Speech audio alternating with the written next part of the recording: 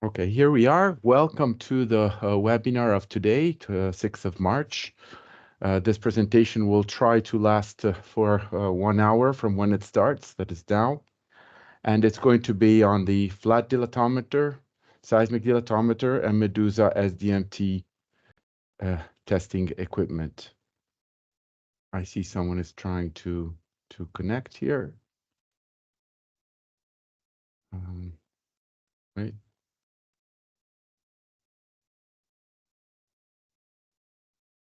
No.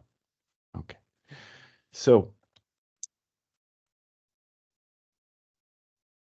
the outline of the presentation includes a short, brief introduction, then an explanation of the DMT, SDMT, and Medusa SDMT equipment. We will then look at the field machines for performing the test, then look at the data interpretation, basically the formula, the validations, and comparisons with other testing equipment, some example of case histories, and then main geotechnical applications for which this test is employed in over 85 countries worldwide.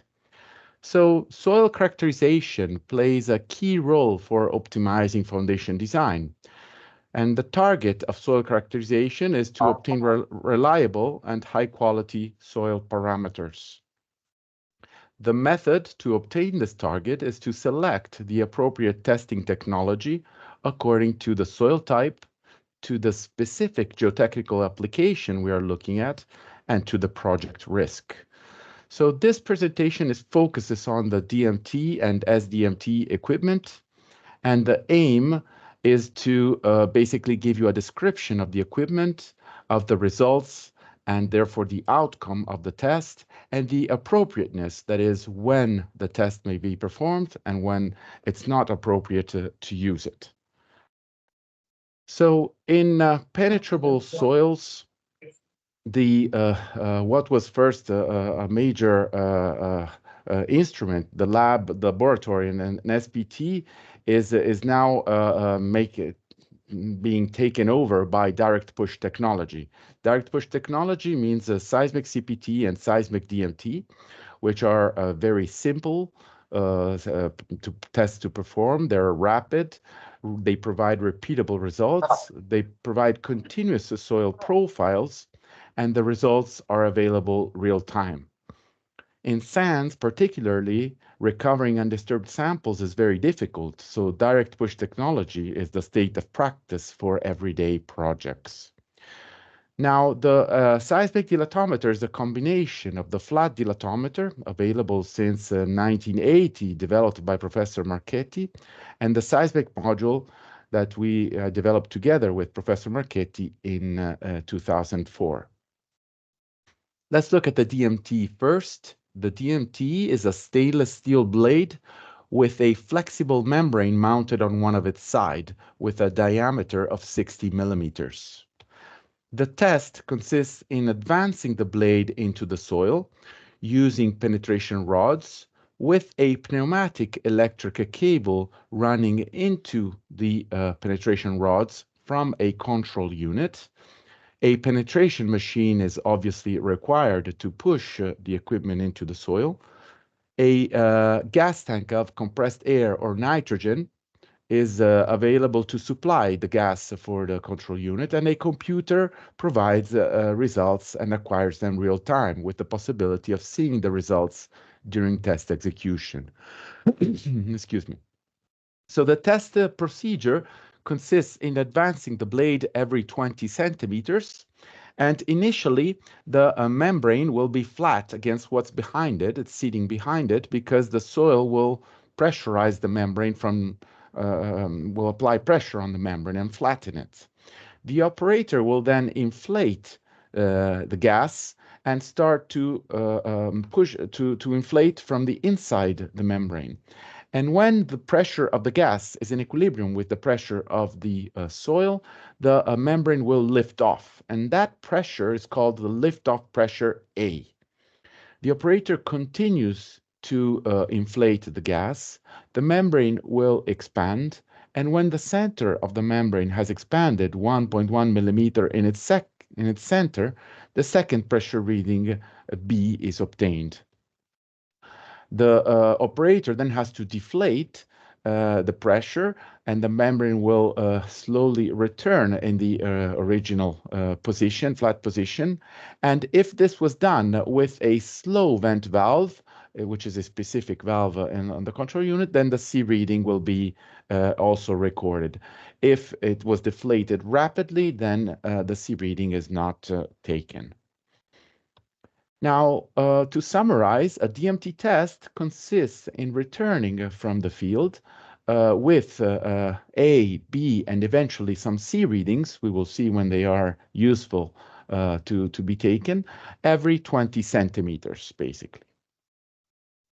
These are illustrations of some components of the system. We see the blade, the membrane, the control unit with the valves, the pneumatic electric cable, and a gas tank.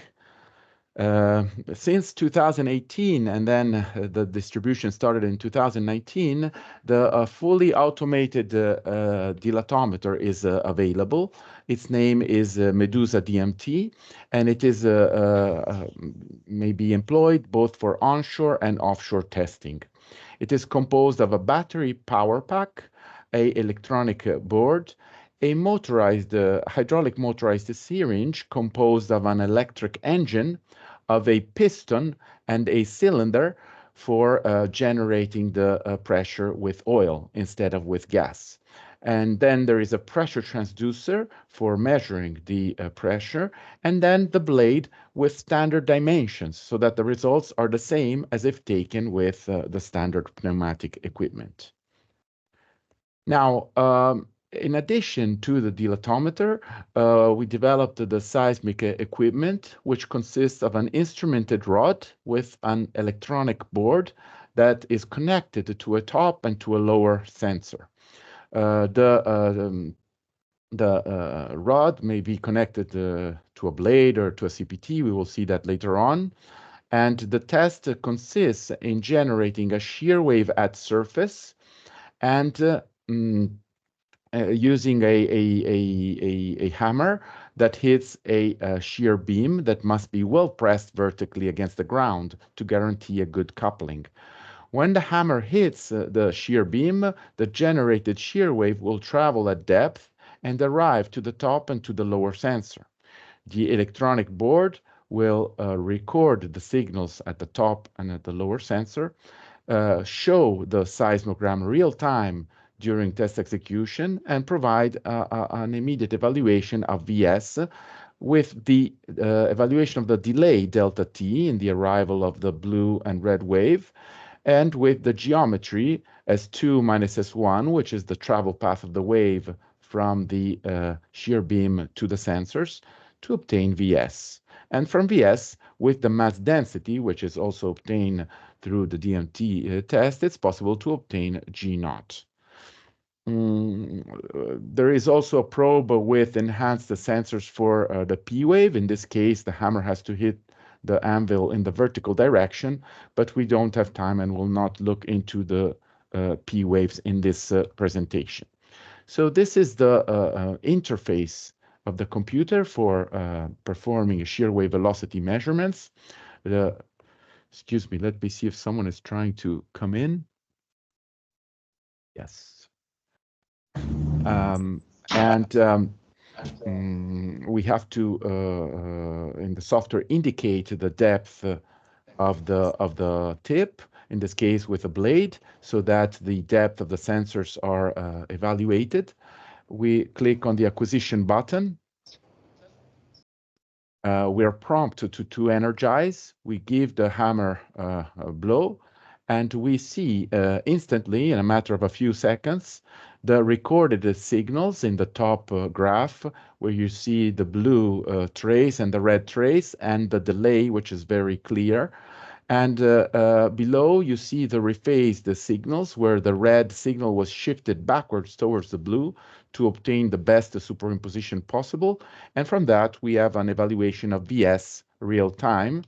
And normally we recommend to repeat the measurement at the same depth for 2 or 3 times to see also the variation coefficient that indicates a high repeatability of the measurements. Don't trust the seismic test results if you don't see the seismograms or they're not provided with the results. At least that is what we believe here. This is an example of a test, in this case, a very shallow at 18 meters. And as you can see, it happens what we just saw, the recorded signals at the top with the delay very clear between the arrival of the waves, and below the superimposed waves and the evaluation of VS at the depth. We can't see it here, but it is obtained. This is a more challenging test, deeper. We are at 88 meters in depth, and in this case, a much larger hammer was employed, as you can see in this video.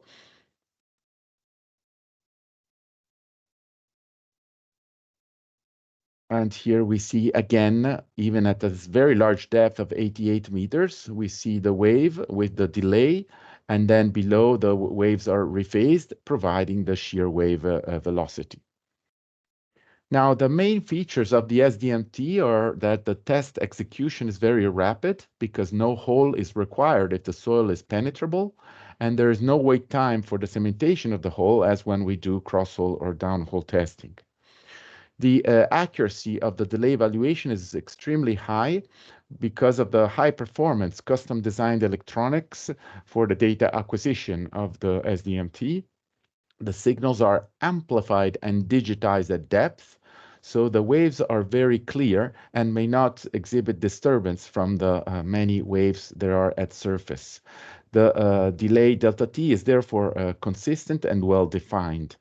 The true interval configuration with 2 receivers is immensely superior to a pseudo interval, and all the manufacturers know that, and most of them manufacture only true interval systems. And the reason is that any small error in the trigger does not influence the delay, because the delay is evaluated on the traces with the same origin of a record with the same trigger, basically. And if it triggers a little bit before or after, it's not going to affect the delay of 2 traces evaluated with the same start time. And also, most importantly, it's the same wave arriving to both receivers. So we just have to see the delay for performing an extra half a meter distance, which is the distance between the sensors, instead of giving 2 hammer blows that are not necessarily the same or even similar to each other. The evaluation of VS is automatic. Often post-processing is totally unnecessary. It's independent of the operator, and it provides results real time. Now, the SDMT was compared, compared today only with cross-hole test, which is the highest quality of SDMT. And as you see, there are very good comparisons available worldwide. This is an example in New Zealand. This is an example in Brazil with 4 cross-hole tests showing a very good agreement.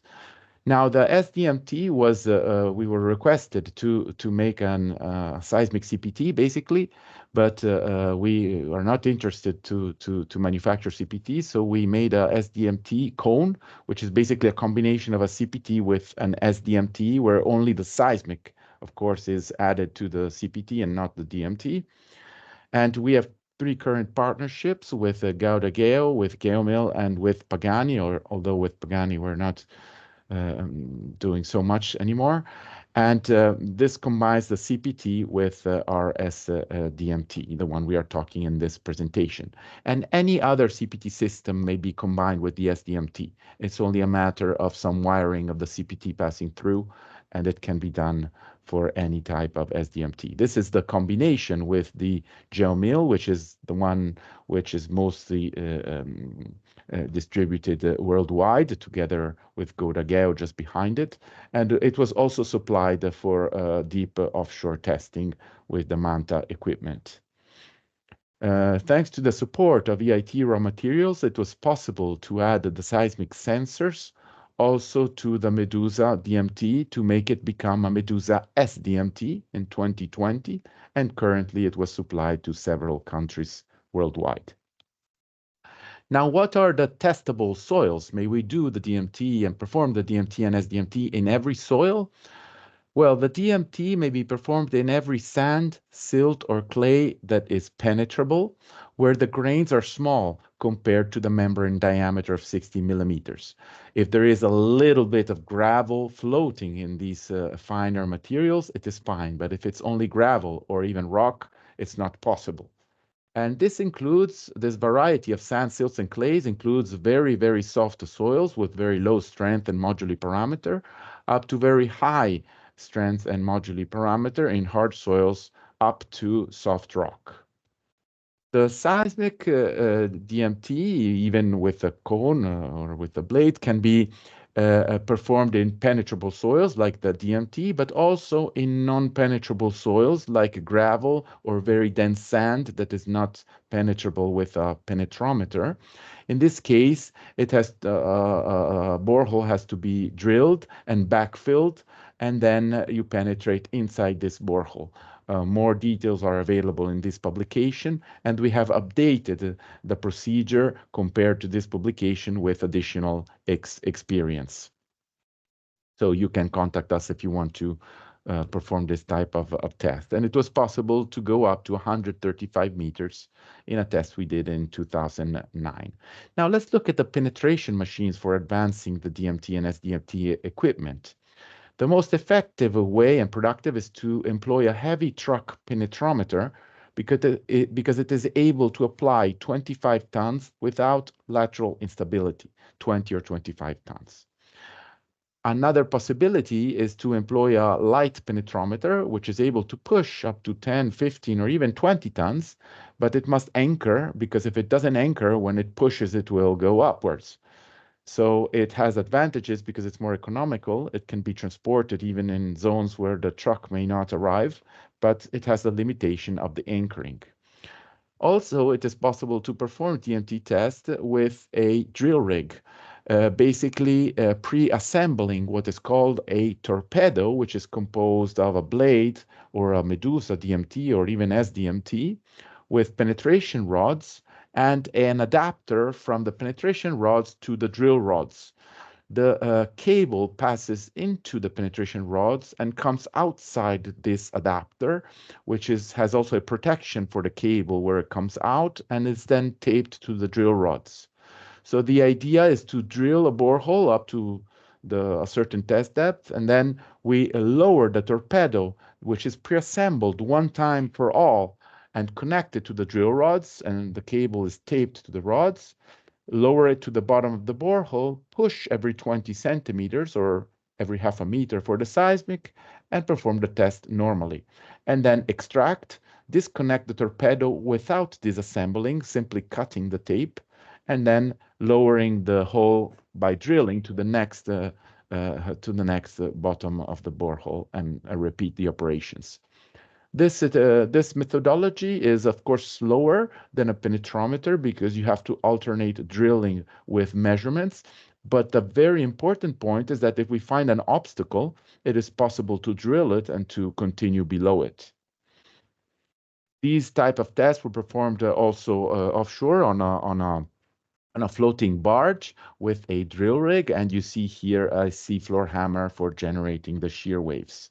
This is another example of tests in Vado Ligure, again with a drill rig and also employing a seafloor S-wave source. And this was a project we had been involved in, combining the Medusa DMT and also CPT test with a seafloor manta, which is a seafloor penetrometer that the project was supposed to go up to 1,500 meters of water. And the Medusa DMT was successfully combined with the manta and tested for the capacity up to 180 bars of equivalent to a lot of meters of water.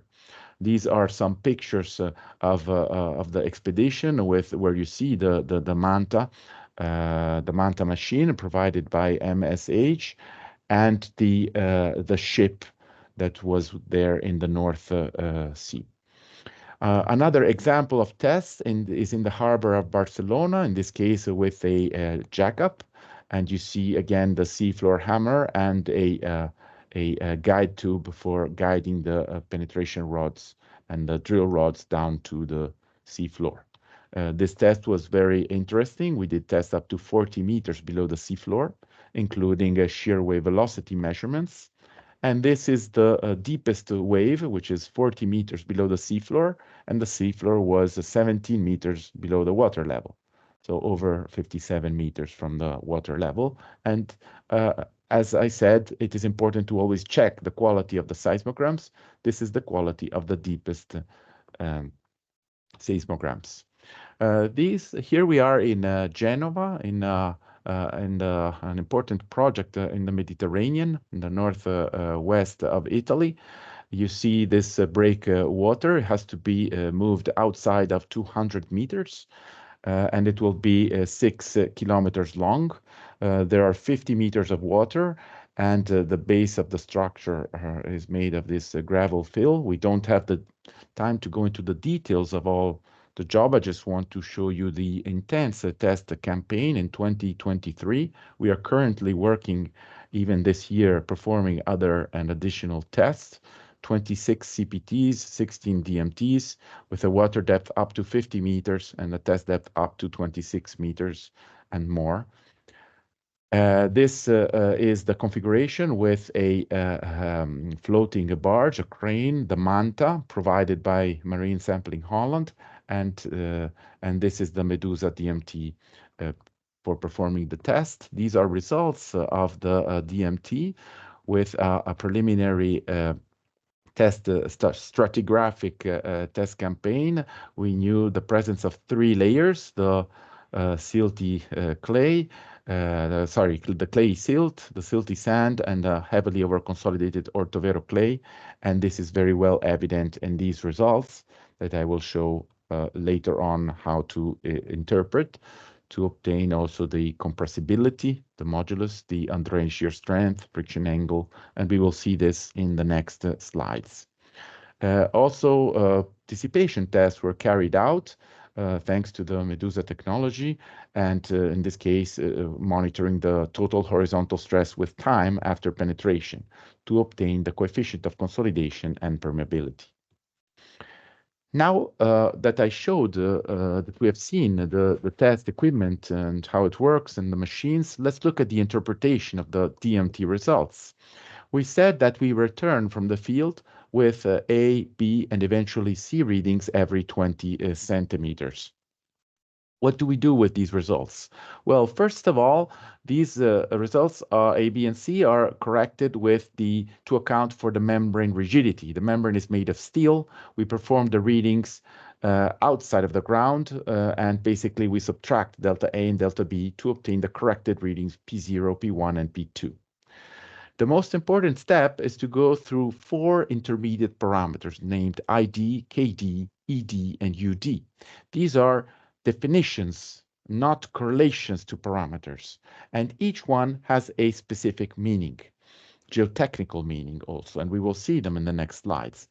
The last step in the processing is to combine these intermediate parameters to obtain the classical geotechnical parameters with which engineers have been taught in universities to perform geotechnical design. In particular, compressibility, undrained shear strength, K0 OCR in clays, friction angle in sands, unit weight, pore water pressure, and drained versus undrained behavior. And we will see this in the following slides. This is an abacus of the formula published by Professor Marchetti in 1980. As you see, the field readings are in the top, including the dissipation readings, so ABC, delta A, delta B, and the dissipation readings. The corrected readings P0, P1, and P2 with the calibration constants, the intermediate parameters we have seen, and the flex point for the dissipation, and the interpreted geotechnical parameters. On the right, we see the chart for comprising of, on the x-axis, we have the ID, or the material index. On the y-axis, the ED, which is the dilatometer modulus. And according to the point where we land, we have two information from this chart. The unit weight, expressed as a ratio to the unit weight of water, and a detailed, more detailed description of the soil type. So silty clay, or clay silt, or sandy silt, and so on. Let's look at these intermediate parameters. Now, if we perform a DMT test, we will immediately notice that when we are in clay, the two pressure readings are close to each other. So the ratio P1 over P0 is about 1.1 to 1.3.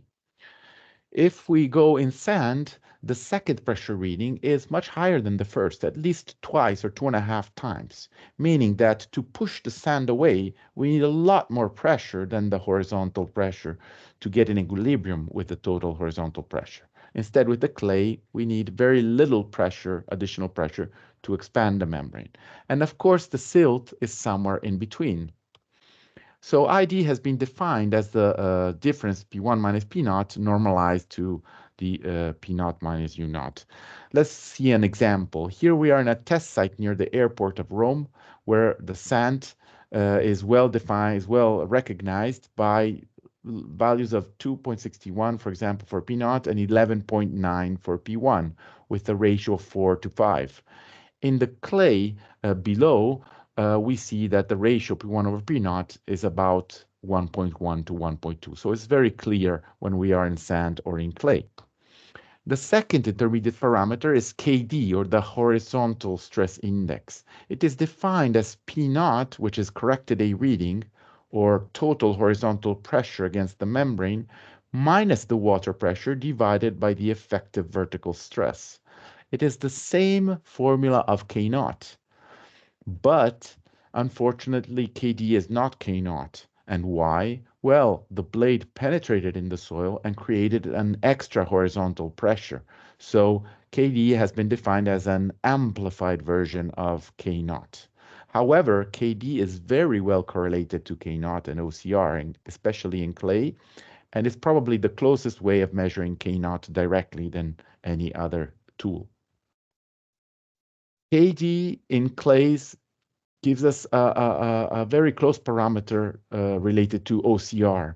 Basically, when KD is equal to 2, it means, if we are in clay, that we are in a normally consolidated clay.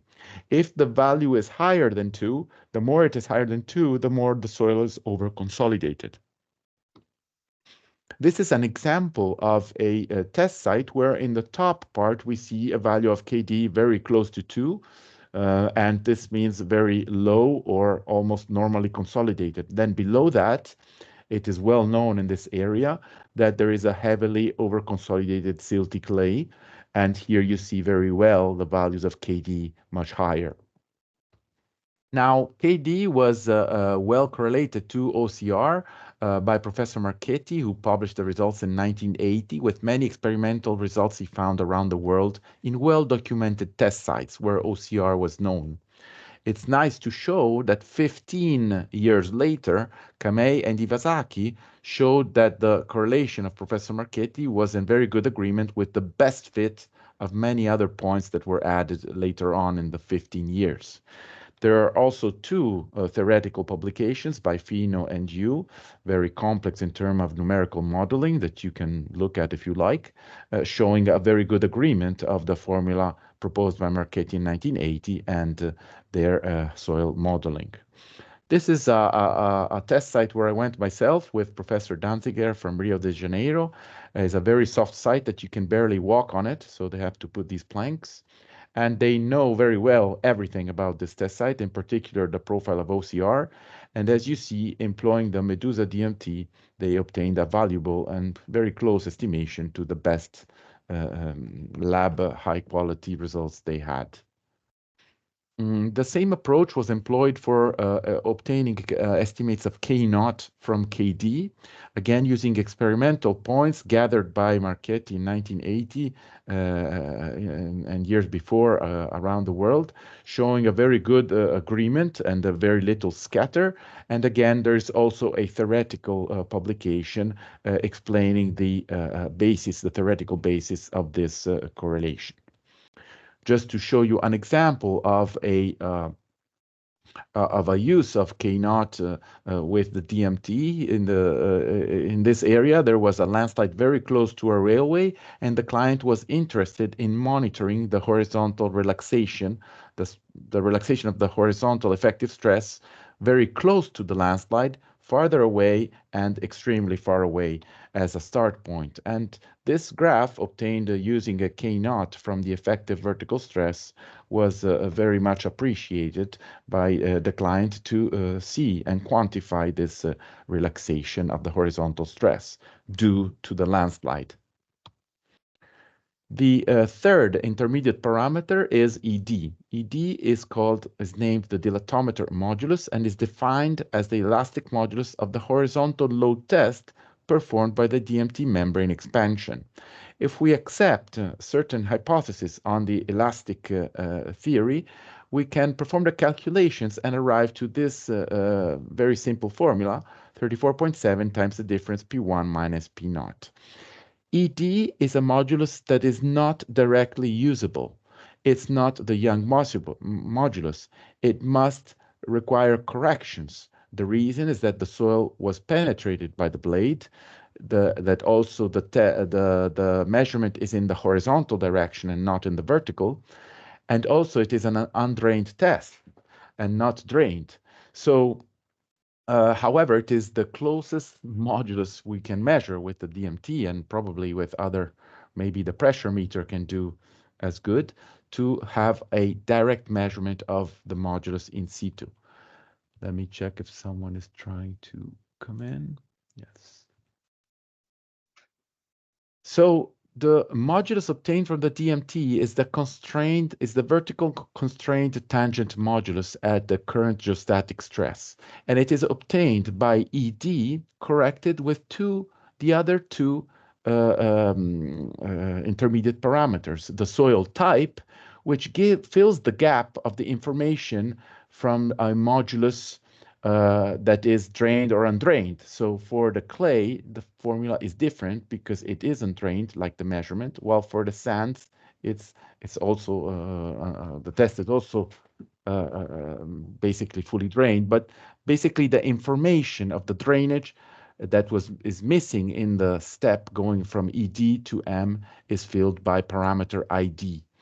And the horizontal to vertical, because ED is a horizontal modulus measured, and the constrained modulus M is vertical, is the gap is filled by KD, which is related to K naught, which expresses the horizontal to vertical ratio of the effective stresses.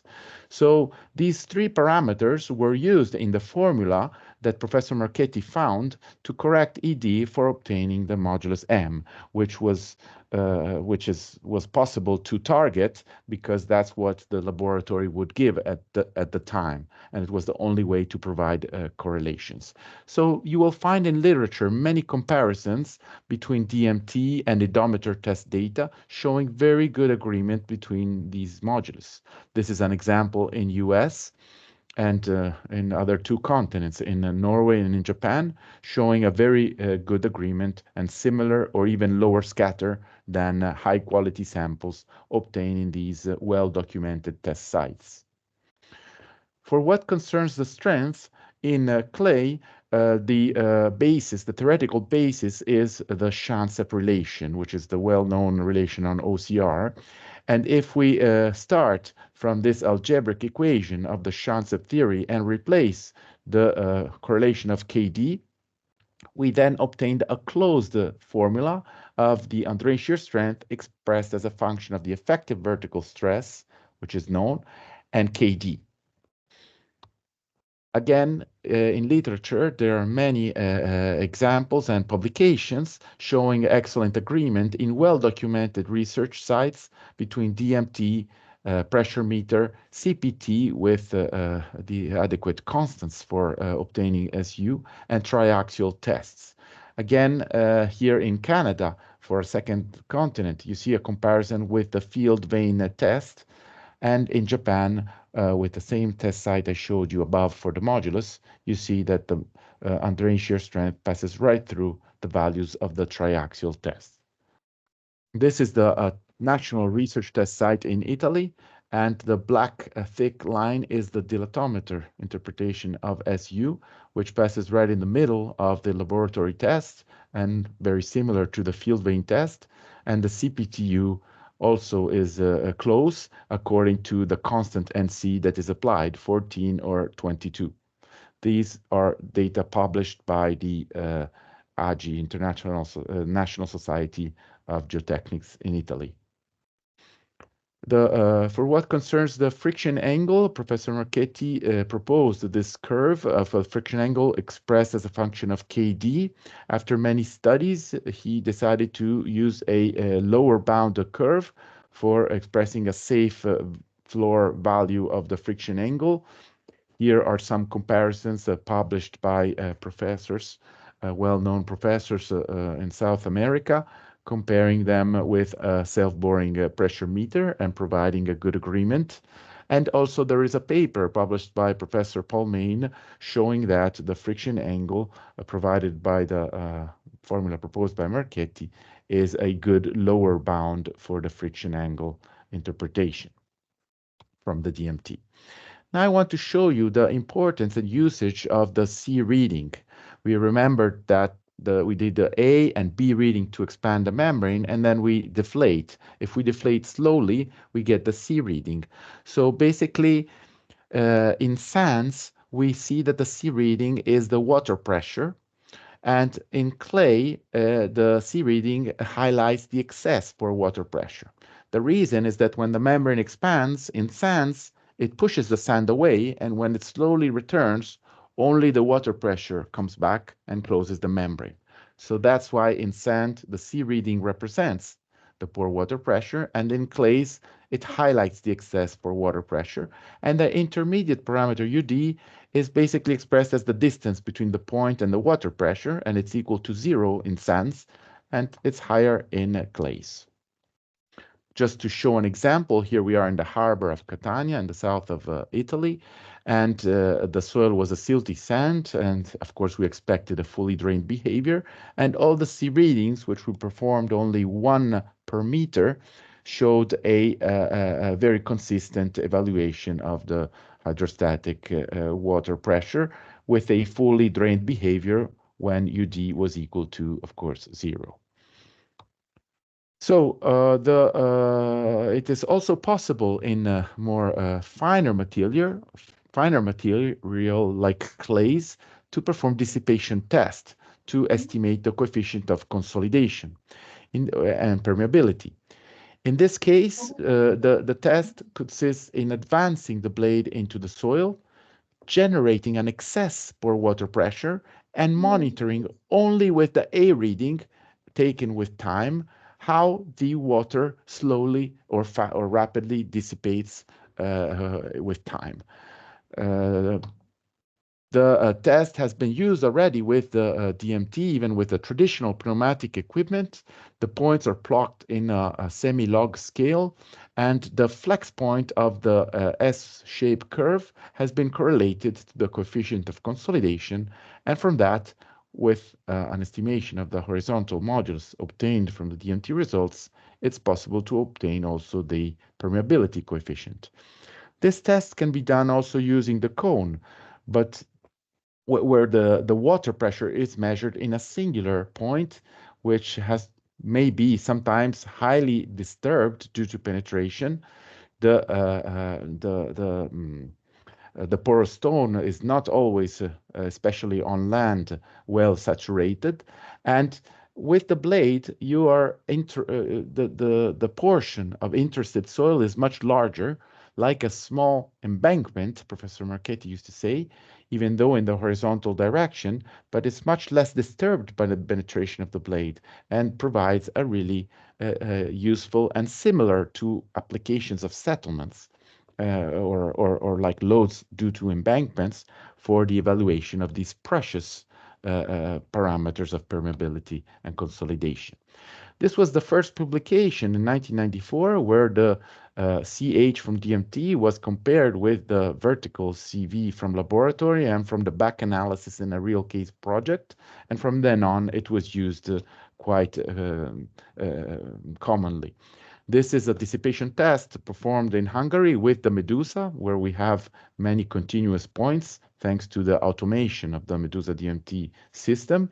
And from that, we got a good permeability and consolidation coefficient evaluation.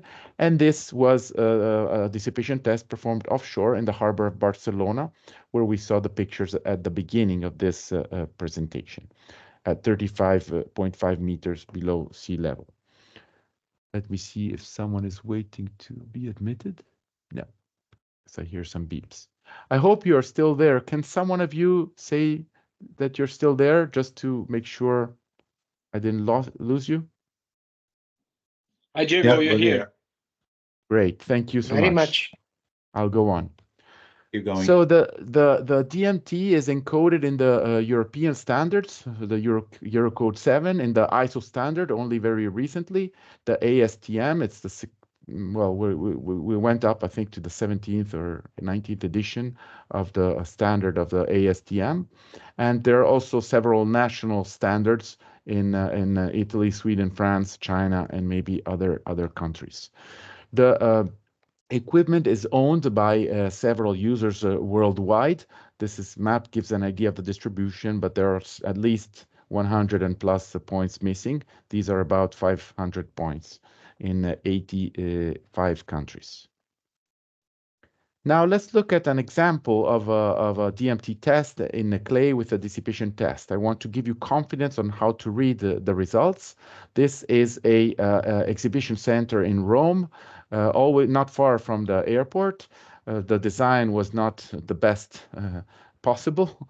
I don't have time to discuss. It's quite interesting from the geotechnical point of view, but we don't have the time to look at it. The test was performed up to 60 meters.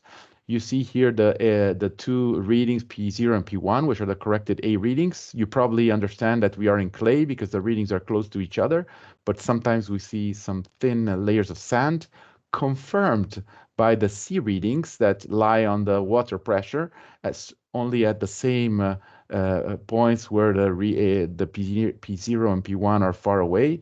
And so this is an analysis of what comes later, which is basically the material index, which goes and look at the difference between P1 and P0. And this is the same analysis of clay with some layers of sand. And in the pore pressure index, we see the values of 0 in correspondence of the sandy layers, but mainly it's clay with excess pore water pressure. The horizontal stress index shows us this top area that was backfilled with heavy gravel in the top meters, but then it's basically a normally consolidated clay. And the dilatometer modulus ED. The interpreted geotechnical parameters provide a more detailed, basically, classification of the soil with the chart we saw before. The constrained modulus, as with the correlation I described previously, the undrained shear strength, the estimation of the safe friction angle in the sandy layers, and KD is repeated just to show the stress history of the deposit.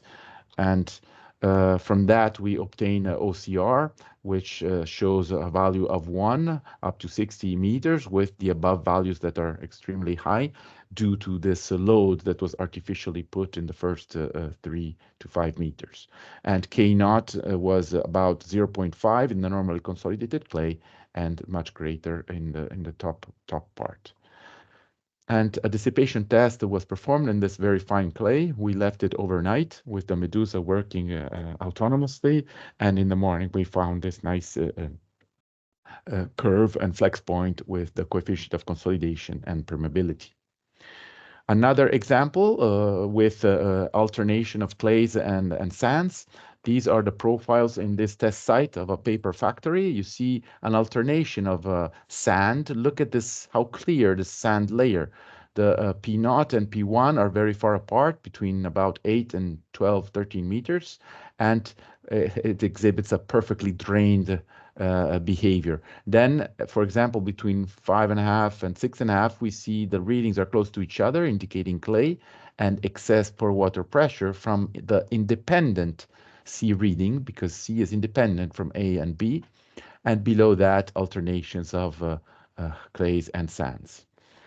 And this analysis I just did is well represented by the intermediate parameters, so the layers of clays and sands where the readings are close and far apart, and UD equal to 0 where it's sand and greater than 0 where it's clay, and the horizontal stress index and the dilatometer modulus, and the final geotechnical parameters with the stratigraphy, the compressibility of the constrained modulus, the undrained shear strength, the friction angle in the sandy interpreted layers, and then the shear wave velocity also that was measured with the Medusa SDMT. This is an example of an offshore test in the east coast of the United States for a very famous bridge. You see very, very soft soil in the first 15 meters below the water level, then a gravel layer that had to be drilled, and then below that a quite consistent layer of clay, silt or silty clay. The nice thing that in this project it was possible to compare with the pressure meter and the CPT, where the alpha value was calibrated from the DMT and the pressure meter, showing a good agreement, and the same for the strength. So this is a very good picture for designers when they have to, of course, do their job in the engineering applications. Also, seismic tests were performed in this case, starting from the seafloor and down to very large depth with very clear seismograms, even at the larger depths. Now, let's focus on the main differences between the DMT and the CPTs or SPTs.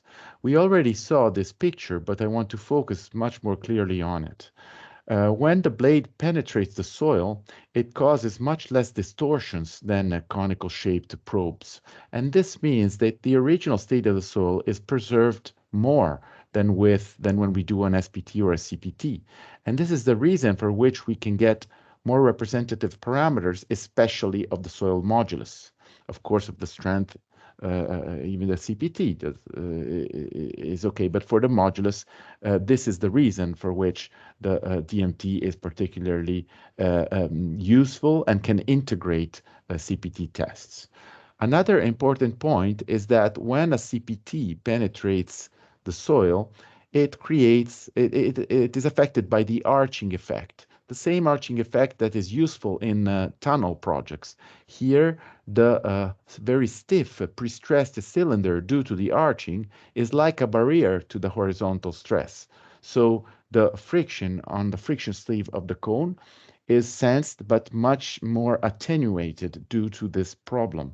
With the DMT, the relation between the width and the width of the blade and the thickness is such that there's very little arching, and also the membrane measures in the horizontal direction. So this is why with the DMT we can highly accurately measure or estimate the horizontal stress and K0. Now, look at the time. We have only little time left for making a very rapid look at the main applications for which the DMT and the SDMT is used. I will do my best to make it rapid and fast, just to give you an idea of what can be done with the results. All these applications would require a specific conference, not a presentation, for accurately talk about the topic. But my aim here is to show you what was done also by others for these applications I'm about to show. So the main #1 application of the DMT is the settlements.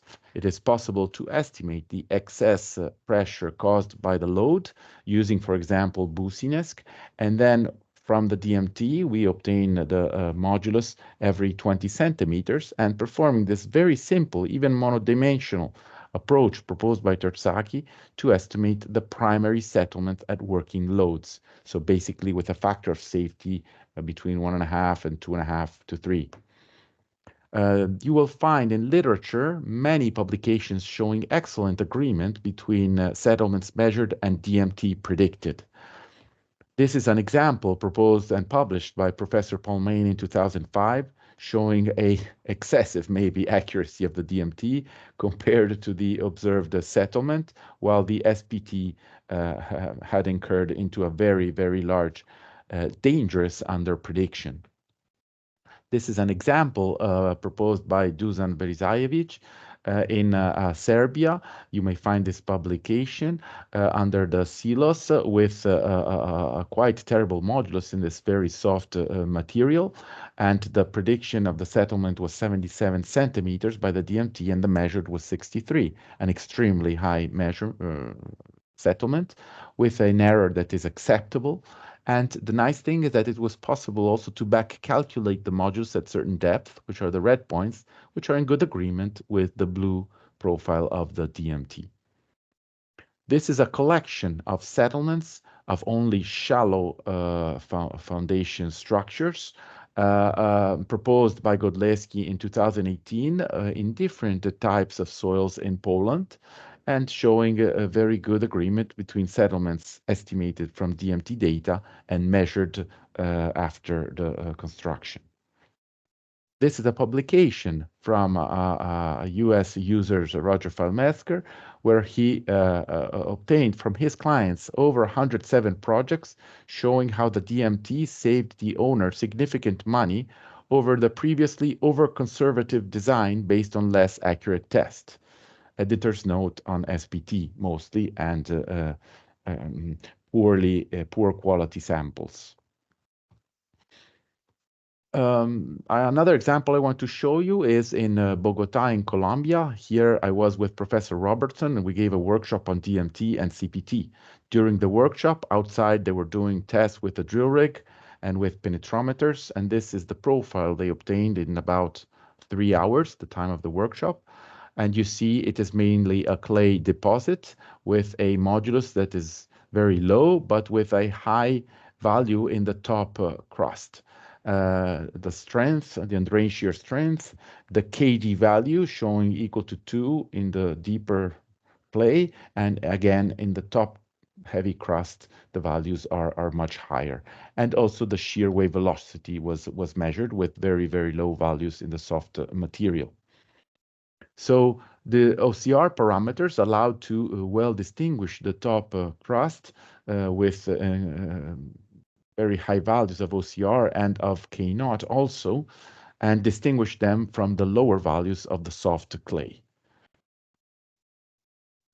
As an academic, purely academic example, we decided to make to use this free software provided with the DMT equipment, making a foundation or a load area of a rectangle with 2 meters excavation, and with these sides and with this load you see in the data form, and we then uploaded the uni file, which comes from the DMT, providing the modulus M every 20 centimeters. And from that, we obtain an estimation, a very rough estimation with the monodimensional formula for settlements in the center in millimeters, in the corners, and in the median points of the sides.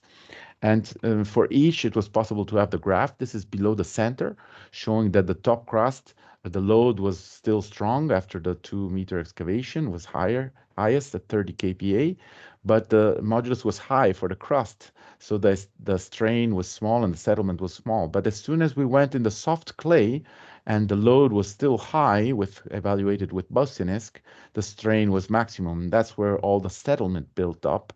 And then by the time we went to the final depth, asymptotically, we had estimated settlement at surface of 2 to 5.5 in this case.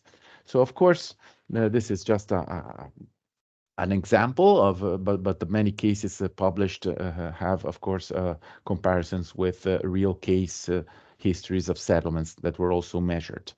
For those of you who are interested in G-gamma decay curves, the flat dilatometer was located in the range for deformation analysis. So while the CPT and the SPT are located in the region for bearing capacity and stability calculations, the pressure meter and the DMT are in the intermediate and deformation analysis range, and then you have the geophysical testing on the left for the shear modulus. Now, with the SDMT, we have available the G0, which is basically the modulus at very low deformations, and the modulus M, which is at the strains where the curves make their main curvature here. So when the ratio G0 over M is very low, it means that probably one of the top curves should be taken for our soil. When the modulus M is much lower than G0, it means that the degradation curve is very rapid. So this starting point was well studied by many researchers that you see on the last line of this slide. And eventually, one of the last findings was to get the curve from laboratory, and then with the strain of the DMT that was known, or actually G0 over GDMT was known, to refine the gamma proposed by Main and Ishihara, and it was they understood and found that the gamma in sand was slightly lower, whereas in clay it's slightly higher. And this allowed to make a estimation of the G gamma decay curve. Of course, it's a very rough estimation because it starts from 2 points of this curve, but with a hyperbolic formula proposed by Amoroso et al., it is possible to estimate this curve, useful for numerical modeling and for seismic ground response analysis. Of course, further validation is required, but several papers have been published after the study, and if you're interested, you can find them in literature. The DMT is being increasingly used in compaction jobs to quantify the gain in soil improvement. This was the first employee in a project in Belgium to see the increase of the parameters KD and modulus M before and after compaction with the vibrocompaction technique. In this case, you see the modulus increased 10 times. And the nice thing is that also after 8 meters, the values again were the same. So it was possible also to define how deep the treatment was able to compact the soil. This is another example in a more simple project in the East Coast for a school. In this case, the improvement was with resin injections. And again, the figure showed before and after values for detecting and quantifying the improvement of the soil after the treatment. A more prestigious maybe project and publication was from Sharif in the very famous island of the Palm in Dubai to confirm the compaction quality obtained from VS. In their VS, it could be questionable to decide to use VS for compaction, but anyway, he tested both with the CPT and the DMT, but he could do the test only later on after the compaction, and it was not done before, so it's not possible to compare the before and after. And when it's not possible to compare before and after with the DMT or the CPT, then the best thing is to make the ratio between the modulus M and QT. And several researchers, even others compared to Sharif, showed that when this ratio is above 10, the quality of the compaction is good. When it is below, it means that the compaction is very poor. This was shown, as I said already, by other authors, Gendeby and also Balukowski and Kurek, and you can find it in literature. So to summarize the recommendations for the quality assessment of soil improvement with the DMT, when possible, try to do DMT and also SDMT before and after the treatment. So you can compare before and after profiles of KD, MDMT, and also VS. When before the treatment the tests are not possible, it's necessary to do both DMT and CPT after the treatment and examine the ratio M over QT that should be higher than about 10. Another example of application is slip surfaces. When there is a sliding of a slip surface, there is the remolding of the slip surface, sorry, and after the rotation, there is a reconsolidation of the remolded soil. And so if the soil was originally over-consolidated, it will have a higher value of KD, and only in correspondence of where the remolded soil was reconsolidated, we will find a KD equal to 2. So this technology requires to use KD equal to 2 as an identifier of zones of normally consolidated clay. And it's not simply to look for low values of KD, but to look for values of KD equal to 2, which is different from a generic low value of a parameter. It detects even quiescent slip surfaces, which could reactivate after time, and inclinometers cannot do that because movement is required. At the same time, this method cannot establish if the slope is moving and how fast. In that case, inclinometers are required. So in many cases, DMT with inclinometers are used in combination, and in particular, KD profiles may be used to optimize the location and the depth of the inclinometers. This is an example of a documented slip surface at 12 meters, where KD went almost to KD equals to 2, and then below that you see the healthy over consolidated clay. This is another example in Santa Barbara. In this case, the landslide had many values of KD equal 2, was remolded even at the surface, and then below that you see the healthy over consolidated clay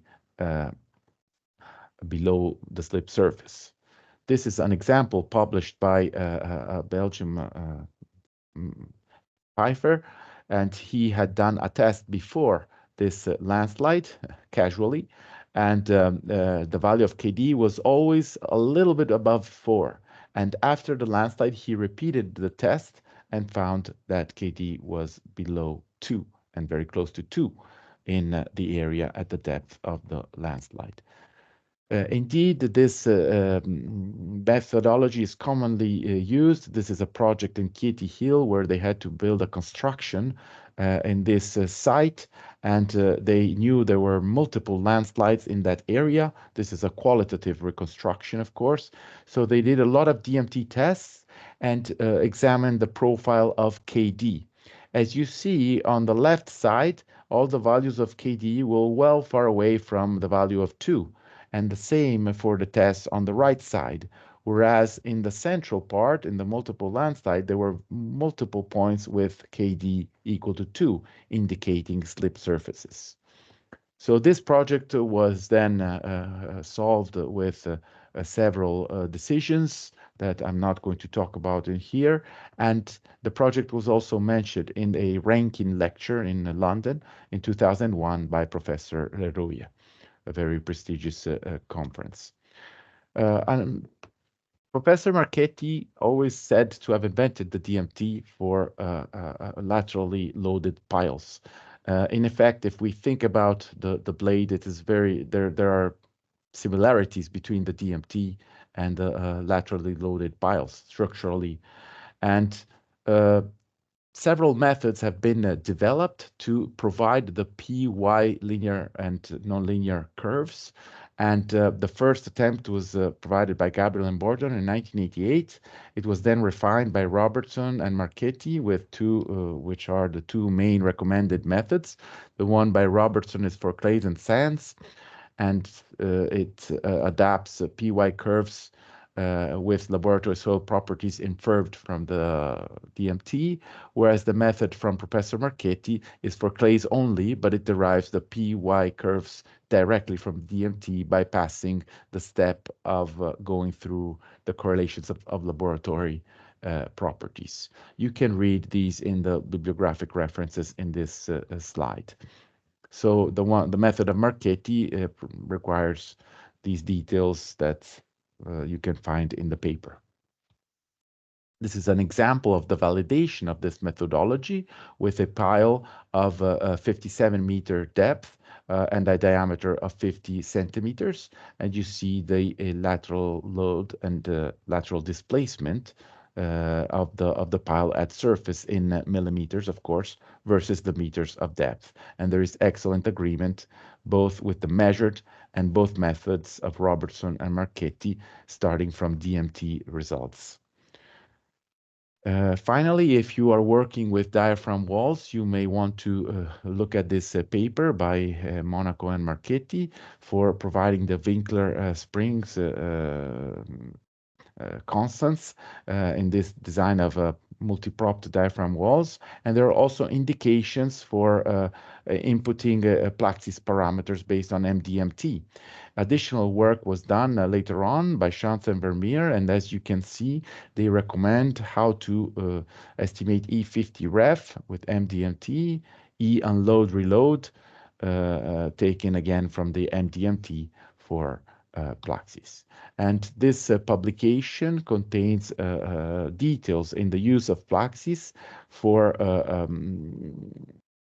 a job, a project in monitoring activities in the excavation of a high-speed railway stop in Barcelona. In this case, the profile of the modulus was averaged out because there was significant variability in the interlaying of silts, sands, and clays, with many spikes you see of the modulus, and they adopted this smoothing curve, red curve, and then also using the G over G naught related to the gamma that we have seen in the previous G gamma curve slides I showed before, and they completed the design using these recommendations for Plaxis. The last topic I want to show, just to give you an idea of what can be done with the DMT, is for liquefaction purposes within the framework of the SEED and IDRIS simplified procedure, comparing cyclic stress ratio and cyclic resistance ratio. So the CSR is the action of the earthquake, and the CRR is the resistance that may be estimated from the tests of the field or also of the lab. For what concerns the DMT, there is a last final curve proposed by Chiaradonna and Monaco that was refined from the many others previous and converging in the middle of this diagram. And in addition to this curve for employing the parameter KD from the DMT and obtaining CRR, it is possible, obviously, from VS to obtain also CRR in order to have two independent evaluations of CRR. This is an example of a liquefaction action in Vittorito, in Aquila in 2009, knowing the moment magnitude and the various information of the earthquake, and with the DMT, it was possible to plot these two evaluations of CRR and CSR, and you see that the red points are the points that express the risk of liquefaction, or the liquefaction actually action, between 2 and 6 meters from parameter KD, and between 1 and 2.5 meter depth from VS. And so if we look at the interval 2 meters and 2.5, both KD and VS both indicate high liquefaction risk. So that's why they assumed the liquefaction was in that layer at that depth. This is another evaluation of liquefaction proposed by Vargas and Cotto 2000. Performed the test in the cofferdam with a small penetrometer using the design earthquake. They found a very high risk of liquefaction, indicating yes. And just a few weeks after the test, with the cyclic action due to a storm, not to an earthquake, deposit. Of course, they should then go and look if the action of the storm was in line with these values to assess the real CSR. But definitely, looking at the situation, they were not safe since the beginning. So we have concluded this presentation. I'm sorry, I think I went over a few minutes. I hope I was able to cover the topics of this outline, at least at the best I could, and showing you very rapidly the geotechnical applications without going in depth, but just to give you an idea of what can be done with this equipment. I want to let you know that in June, between 18 and 2021, between June 18 and 21 of this year, there will be a conference in Barcelona on geotechnical and geophysical site characterization. There are many papers on CPT and DMT. We will also hold a workshop which will talk about these topics in much more depth. There are only 40 participants allowed, so if you're interested, you better sign up. And the conference itself has really a lot of papers, so don't miss it if you can. Thank you for attending this presentation. And remember that one good test is worth 1,000 expert opinions, at least for Professor von Braun, the designer of the moon rocket Saturn V. If you have questions, you can pose them now or write to me by email. Documentation is available on our website, and you can decide to follow us on social media. Thank you, and I will wait for possible questions if you have any.